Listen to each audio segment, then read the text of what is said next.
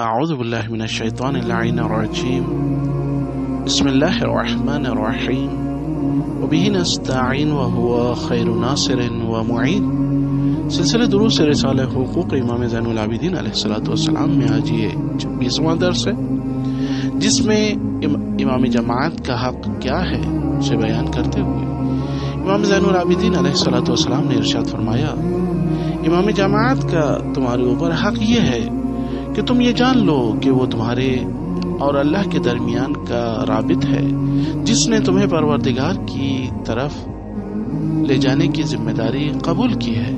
لہذا اس موقع پر وہ تمہاری ترجمانی کرتا ہے اور وہ تمہارے لیے دعا کرتا ہے، تم اس کے لیے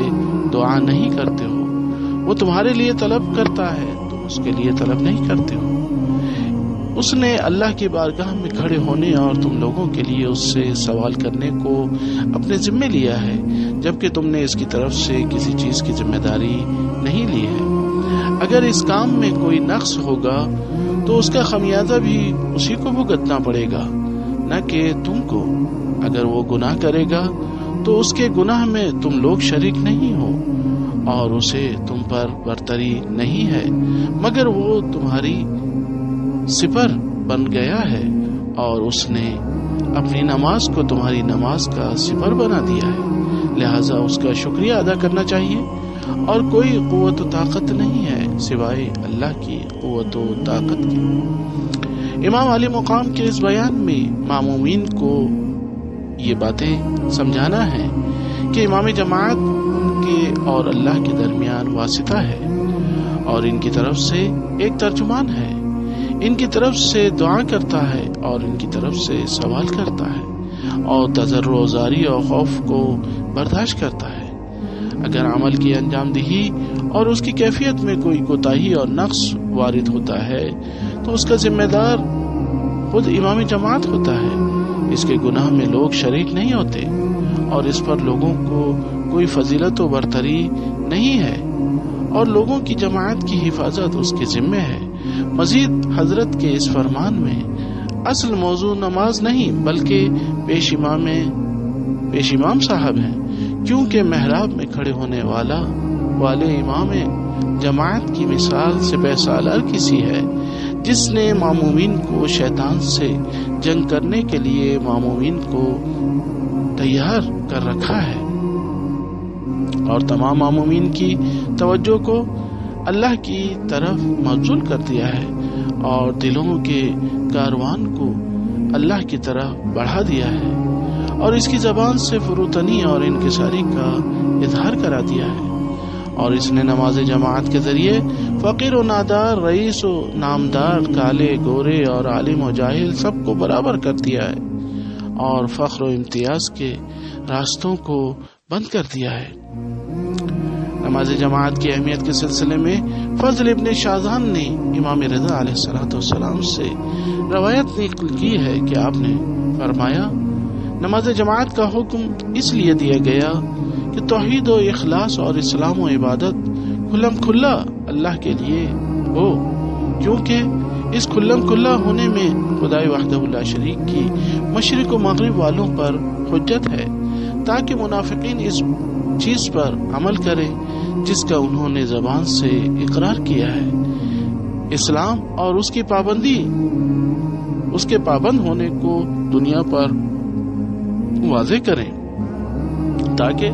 لوگوں کے لیے ان کے مسلمان ہونے کی گواہی دینا آسان ہو جائے۔ اس کے علاوہ بھی نماز جماعت کے بہت سے فوائد ہیں، جیسے نیک کام میں ایک دوسرے کا تعاون کرنا اور اللہ کی نافرمانی سے روکنا۔ اس روایت کا حوالہ کتاب آئینہ حقوق صفحہ نمبر 398۔ ایک اور روایت ہے پیغمبر اسلام صلی اللہ علیہ وآلہ وسلم سے کہ آپ نے ارشاد فرمایا، جو 5 وقت کی نماز جماعت کے ساتھ پڑھتا ہو اس کے بارے میں نیک خیال رکھو۔ روایت کا حوالہ وسائل الشیعہ جلد نمبر 4 صفحہ نمبر 371۔ ایک اور روایت جو ابو سعید خدری نے پیغمبر اسلام صلی اللہ علیہ وآلہ وسلم سے نقل کی ہے کہ آپ نے فرمایا، نماز عصر کے بعد جبرائیل 1000 فرشتوں کے ہمراہ نازل ہوئے اور فرمایا، اے محمد صلی اللہ علیہ وآلہ وسلم، اللہ تعالیٰ آپ پر سلام بھیجتا ہے اور آپ کے لیے 2 تحفے بھیجے جو کہ آپ سے پہلے کسی نبی کو نہیں دیے۔ تو میں نے پوچھا ہے جبرائیل وہ 2 تحفے کیا ہیں؟ تو انہوں نے کہا پہلا تحفہ نماز شب اور دوسرا تحفہ 5 وقت کی نماز جماعت ہے۔ تو میں نے پوچھا ہے جبرائیل نماز جماعت میری امت کے لیے کیا ثواب رکھتی ہے؟ تو جبرائیل نے کہا اے محمد صلی اللہ علیہ وآلہ وسلم جس جماعت میں 2 آدمی ہوں تو ہر رکعت کا ثواب 150 رکعت کے برابر لکھا جائے گا،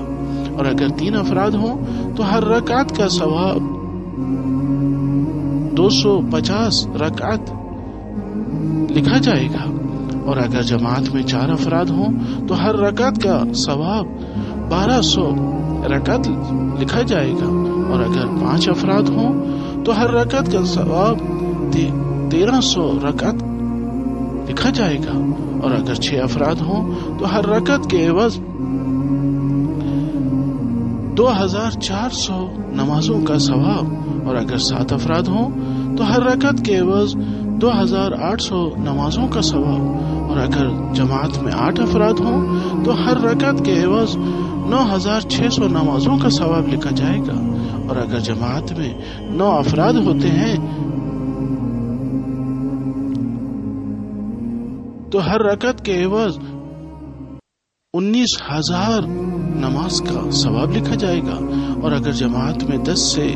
زیادہ افراد ہوں تو اگر زمین و آسمان کے سارے دریا روشنائی بن جائیں اور سارے درخت قلم بن جائیں اور جن و انس اور فرشتے لکھیں تو اس کی 1 رکعت کا ثواب نہیں لکھ سکیں گے۔ اے محمد صلی اللہ علیہ وآلہ وسلم جو تکبیر مومن امام جماعت کے ساتھ کہتا ہے وہ اس کے لیے 70,000 مستحبی حج و عمرے سے بہتر ہے۔ اس روایت کا حوالہ کتاب شرح رسالۃ الحقوق قبانچی جلد نمبر 2 صفحہ نمبر 195۔ وآخر دعوانا ان الحمد للہ رب العالمین۔